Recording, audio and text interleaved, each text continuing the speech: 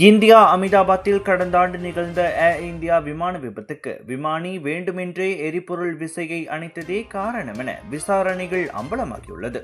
Cockpit எனப்படும் விமானி அறையின் குரல் பதிவுகள் எந்த விமானி விசையை இயக்கினார் என்பதை வெளிப்படுத்தியதாக கூறப்படுகிறது.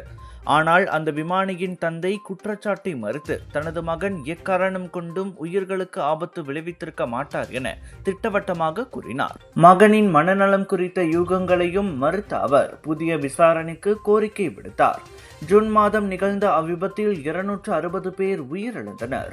இது இந்தியாவின் மிகப்பெரிய விமான விபத்துகளில் ஒன்றாகும். கலர்ஸ் ஆஃப் இந்தியா பிரம்மாண்டத்தின் உச்சக்கட்டம் சவுதர்ன் இன்டர்நேஷனல் இந்தியன் எக்ஸ்போ தாசி சென்ட்ரல் ஸ்கூடாய் ஜோஹர் பாருவில் 13 பிப்ரவரி தொடங்கி 22 பிப்ரவரி வரை உங்கள் வீட்டுக்கு தேவையான அனைத்து விதமான பொருட்கள், ஆடை ஆபரணங்கள், அலங்கார பொருட்கள், பூஜை மேடைகள், உணவு திருவிழா என களை கட்ட போகுது.